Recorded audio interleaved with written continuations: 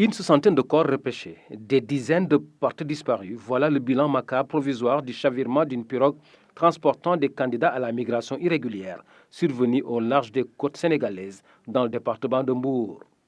Une catastrophe maritime indescriptible à en croire l'écologiste et non moins ancien président du premier Conseil national de la jeunesse du Sénégal de 1994. Voir la jeunesse sénégalaise, voir les jeunes du Sénégal, de la Gambie et même de la Guinée, de toute la sous-région, mourir en mer est très difficile, c'est inacceptable. Les jeunes Sénégalais prennent des risques énormes en essayant de rejoindre les 1500 km qui nous séparent des îles Canaries.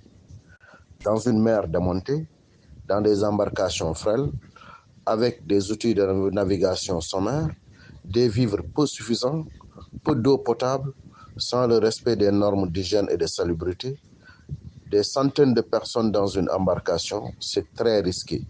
Parce qu'à tout moment, la météo peut se retourner. Et ces difficultés de la météo et ces carences dans les instruments de navigation donnent souvent des drames et c'est des familles qui sont endeuillées pendant longtemps et n'ayant pas la possibilité d'enterrer leurs morts. Ce qui vient de se passer à Mbour est regrettable. C'est regrettable pour l'État du Sénégal qui a la responsabilité d'encadrer, de former et de trouver des emplois aux jeunes. Mais c'est regrettable aussi pour les familles parce que très souvent les jeunes partent à leur insu. Et c'est regrettable pour l'avenir de notre pays parce qu'on ne peut pas parler de développement durable sans compter sur une jeunesse, de développement durable sans avoir des jeunes bien formés capables d'assurer leur rôle. C'est vraiment regrettable qu'on pense qu'en débarquant dans les îles espagnoles des Canaries, qu'on peut trouver un avenir radieux, ce qui n'est pas très souvent le cas parce qu'ils sont des milliers et des milliers dans toutes les rues de l'archipel et même au plan continental, des milliers de jeunes africains qui errent dans les rues des grandes villes espagnoles sans but fixe, sans travail, et c'est tout à fait regrettable pour ceux qui perdent leur vie dans l'océan. Ce militant de la protection de la baie de Han de reconnaître la complexité de la gestion du fléau par les autorités. Nous pensons que ce phénomène de l'immigration clandestine vers les îles Canaries est très difficile à gérer. En 2006, sous le gouvernement Wade, et récemment avec le gouvernement du président Macky Sall, et actuellement sous le gouvernement Diomaye, les pirogues continuent à partir des 718 km de côte du Sénégal. De Djogé à Saint-Louis, en passant par la petite côte et Kayar, c'est un phénomène difficilement gérable, mais il est possible de le gérer. Parce que pour allier les îles espagnoles, il faut un capitaine expérimenté capable de naviguer.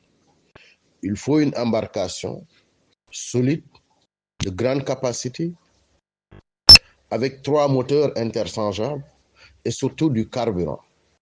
Et ces entrants qui permettent de naviguer entre Dakar et les îles Canaries, nous savons où les trouver. Les chantiers navals sont identifiés sur l'ensemble des grands centres de pêche, que ce soit Kayar, Saint-Louis, Petite Côte ou en Casamance, le long du littoral, pour surveiller les centres de départ et empêcher que ces pirogues quittent le Sénégal en mettant en péril la vie de plusieurs milliers de jeunes Sénégalais. Les pertes en vies humaines enregistrées dans cet accident en mer de candidats à la migration méritent bien un deuil national de la vie de Mbacké Seck qui revient ici sur la pertinence d'un tel acte. Nous pensons qu'il était opportun de décréter un deuil national pour que ça fasse un déclic au niveau de ces jeunes qui se préparent encore sur tout le long du littoral. C'est pas que nous avons eu 50 ou 100 morts que les jeunes vont être découragés. Parce que le slogan, c'est Barça ou Barsac. C'est atteindre les îles espagnoles ou mourir en mer. Quand quelqu'un fait de ce slogan son slogan, vous comprendrez bien qu'elle n'a pas peur, que cette personne n'a pas peur de perdre sa vie. Mais il appartient à l'État de protéger les jeunes contre eux-mêmes, les jeunes contre les risques et de veiller à ce que les pirogues partent de moins en moins du Sénégal avec plusieurs jeunes à bord qui peuvent perdre leur vie en cours de chemin entre les îles espagnoles et le Sénégal. L'exploitation du pétrole et du gaz est loin de faciliter la tâche dans le combat contre le fléau de la migration. L'écologiste Mbacké Seck en est convaincu. Et comment? Une des causes de l'immigration clandestine, c'était la baisse des captures au niveau des pêcheurs. Les gens de la mer commençaient à avoir de moins en moins de ressources, à devenir plus pauvres, à trouver nécessaire d'émigrer vers des cieux plus cléments pour avoir suffisamment de ressources pour nourrir leur famille. Avec la découverte du pétrole et du gaz, il y a des menaces, il y a davantage de menaces sur les centres de pêche, il y a davantage de menaces sur les ressources halieutiques, il y a davantage de menaces pour la profession de pêcheurs. C'est pourquoi nous pensons que dans la répartition des recettes issues du pétrole, il est important qu'on pense aux pertes et dommages que subissent les pêcheurs. Parce que dans la répartition des recettes, il y a une quote-part destinée à l'État pour les investissements, il y a une quote-part destinée aux collectivités territoriales, il y a une quote-part destinée aux générations futures.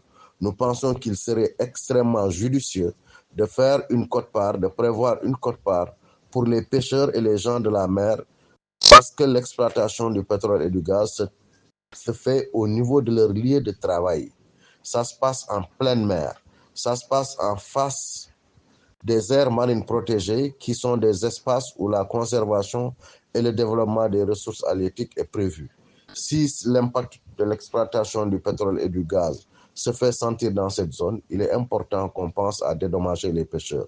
Parce que moins il y aura de poissons, il y aura de candidats à l'immigration clandestine. Il serait opportun de prévoir des lignes de financement pour permettre aux pêcheurs, aux jeunes pêcheurs surtout, âgés de 18 à 35 ans, d'avoir des activités alternatives, des activités génératrices de revenus alternatives pour pallier au déficit du tonnage de prise de poissons débarqués. C'est dire que la jeunesse sénégalaise totalement dans le désarroi et en chômage demande plus d'assurance et d'assistance de la part des autorités pour donner réellement au projet Tokfi Tekifi toutes ses chances